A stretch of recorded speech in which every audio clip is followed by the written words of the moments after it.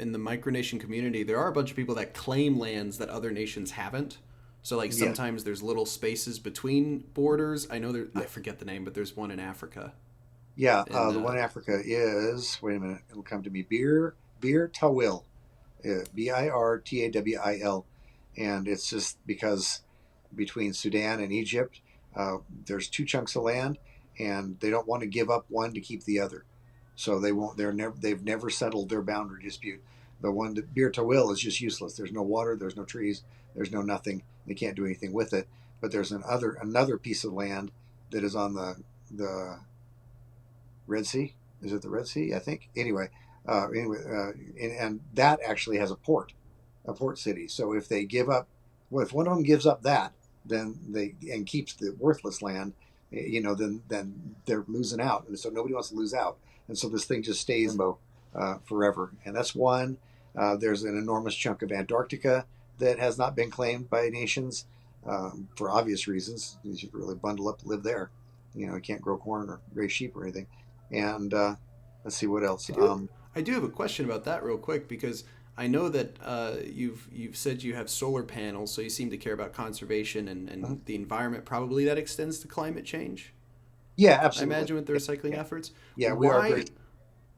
But why though? Because if you could melt Antarctica, there's land under there, isn't there? Yeah, but in the process, though, Molossia could really settle. well, but you'd raise sea level, raise the sea level. The Antarctic ice sheet's like 2 miles thick, and that's a considerable amount of water. So you'd raise the sea level so much that it would drown most major cities are unless you're a landlocked country, are very close to the ocean or actually on the ocean. I mean, if Hmm. you got rid of all that ice in the Antarctic, you'd lose New York, you'd lose Philly, you'd lose all of Florida. Most of Louisiana, all that stuff would be gone. So yeah, no, You're a very no. kind dictator. Well, I mean, yeah, and also I think it would still end up being cold. So Oh, yeah. All right, fair enough. I don't like I the mean, cold. yeah, there's a reason you are where you are. Yeah, absolutely. Yes, absolutely. And that is also the reason that we are sensitive to the environment. Molossia is a desert nation. We don't actually have any water in the nation. We have it under the nation, way down, below us. There's an aquifer, but it's important to not make things worse. Not, but the summers keep getting hotter, and so I mean, I guess whatever small efforts we're making, there needs to be a bigger movement to try and slow down climate change, but might be too late. Anyway, hopefully we can Well, it's start well, it's more. nice to know Molossia cares and they're trying to make a difference in with what they can We are do.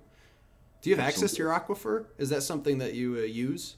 Yeah, our well goes and that's all the water in Molossia comes from that aquifer, way Oh, down that's there. It's fantastic. like 350 feet down below us, so 100 meters. Okay. Oh, you know what? I thought of another. It's not quite the same as disputed land or unclaimed land. It's Sealand, not the Oh yeah. not the one Hmm. people would think of, but that's just like a military installation that's out that was built somewhere it shouldn't have been, like in international waters, and now there's people Well, living there. I mean, it was built where it was supposed to. At the time that it was built during World War II, and it was an anti-aircraft tower, basically a very large platform, probably, oh, I don't know, maybe a couple tennis courts long, something along that line. Anyway, but yeah, it was a World War II anti-aircraft platform, and so it was where it was supposed to be. There were actually many of them, probably maybe 10 or so, and a whole different community of these things. But what happened was in the 1960s. Um, there was a big pirate radio movement in Britain. So basically, you had the BBC that played all the boring music, but if you wanted to listen to that, old-fashioned rock and roll, you had to listen to pirate radio, which was outside territorial waters. And so a guy named Roy Bates moved into this platform called Ruff's Tower, which was outside territorial waters. He got bored with pirate radio pretty quick. It doesn't sound very exciting, and so instead he decided to start his own country called Sealand, and he could do that for a while until eventually Britain extended their territorial waters. Pretty much everyone did, and now I think it's like 10 or 15 miles, something like that, off the coast. And Sealand is now solidly inside the realm of the UK. But Don't they still uh, operate though? I thought they had they do. Prince. Yeah, Prince Michael is now the prince. Prince Roy died about 5 or 6, 10 years ago, something like that. Um, but their big claim to fame was that, I mean, of course, no one actually lived on the tower except for Prince Roy and his wife occasionally. But they had a lot of Sealand slash whatever citizens. So Sealand US or Sealand British or Sealand, in this example, Sealand German citizens. And so some Sealand slash German citizens came in back in the late 70s, I think it was. And the idea was they were overthrowing the principality and making it a republic. So they threw off the caretaker and they took over the platform. Well, apparently This Prince Roy was was this was a done. news story, right? This was It like was a it was a big it deal. was a It was big a big coup. deal. Yeah, it was. It was a coup.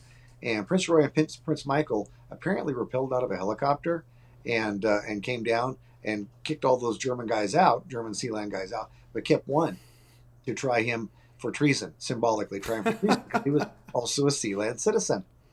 Well, the German government got wind of this, and they complained to the British government, and the British government's like, well, actually, that's outside our territorial waters, so you have to deal with them directly. So the German government had to deal directly with Sealand to arrange the release of this Sealand German citizen, and so that kind of gave them a little bit of de facto recognition as a micronation.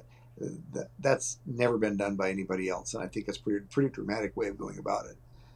But That's still why. to Wait, this day, I have two thoughts on that. Because sure. one is kind of another nation, but I don't want. But I feel like that'll probably take us another direction. You say de facto Mhm. um, acknowledgement. Why do you say that? Well, that means in fact, like in real life, like they had to acknowledge that Sealand was something in order for the ambassador to go out there and arrange for the release of this guy from the platform out there in the middle of the ocean. The alternative would be, I think it's pronounced de jure, which means legal acknowledgement of the existence of a micronation, and that has never happened. That would be in the case of, say, for example, the U.S. recognizing the sovereignty of Molossia. But countries don't do that because if they did that, they'd be basically saying, yes, you can take a piece of my country and just go. It's okay. Nobody does that. So that's Mm. that's why no micronation has received actual legal recognition as being sovereign. I mean, we all make efforts. We certainly have here in Molossia, but hasn't worked out for anybody yet. So, Yeah. Well, okay, so that's perfect. That because the other point I wanted to make was Slab City in California. mhm. It doesn't. Have you heard of it? Oh yeah, absolutely. We've been right by there. Yeah, I don't think it's considered. There's no one there that considers itself a country, but they do have a restaurant, a trading post, Oh yeah. citizens, and I don't know the story perfectly, but it is a result of the government kind of messing up. I thought like there Yeah, it was was a originally thing. a Marine. It was a Marine Corps base back in the day, and then they just stopped using it because they didn't need to have a Marine Corps base in the middle of the Salton Sea Basin down there in California, and so they just left it. And over time, people have moved in, but a lot of that is actually snowbirds that go down there. People that are fleeing the cold weather in northern portions of the U.S. And they go there because it's nice and cozy in the wintertime down there is actually pretty damn hot.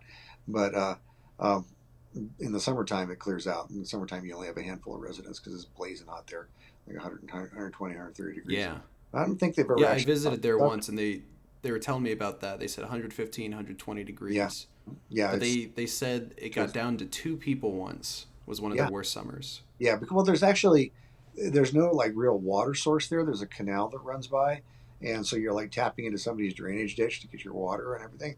And so if it gets a little if you're there for an extended period of time, I guess living gets to be a little, a little rough around the edges. But that whole area down in that area is there's like another city. It's all along the Salton Sea, which is this very very saline lake that was created by accident back in the 1910s. Basically, the By Colorado man. flooded and created this lake, but it's poisoned because a lot of agricultural runoff runs in there, so nothing can live in this lake. But there's still communities around the edge of it, and it smells so bad. But I mean, it's definitely unusual folks that live there. Yes, Yeah, Bombay Beach. Bombay Beach. So it has the history of having like the Rat Pack would go hang out Oh there. yeah, But yeah, absolutely. when we were there, there were bones. The whole Oh yeah, coast of fish it bones was all like along fish the way. I didn't know bones. you've been there. Yeah, absolutely. Yeah, yeah. It's pretty amazing. But they have a lot of like little art things, and that's the cool thing about like that in Slab Cities. They have all these like art displays that they've that they've sort of built, and they're kind of like Burning Man, but doesn't go away. You know, so Yeah, yeah. So it's interesting though, because when we went to Slab City, we had to go through a U.S.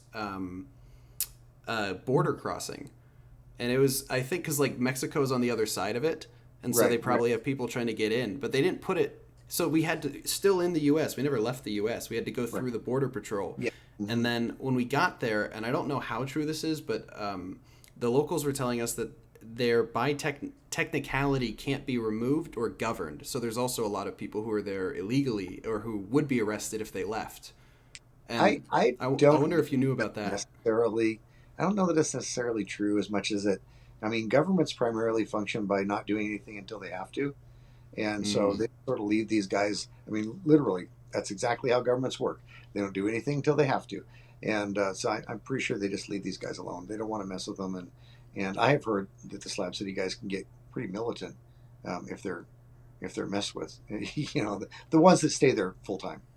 You know. Yeah, I heard that as well. There was an area right in between this art museum called Dots, Hmm. and then the trading post, and there was like a 20-foot space that they were like, "Do not go through there." It's like, well, what do you mean? It's like a 20-foot walk from here to. It's like, do not walk through there. That's where the bad ones are, Yeah. like the more gang-like ones. More gang like. Yeah, absolutely. Because they are. It's out Yeah. in the middle of nowhere. You've been there, so you know it's out in the middle of nowhere. So Mm-hmm. long way from anything.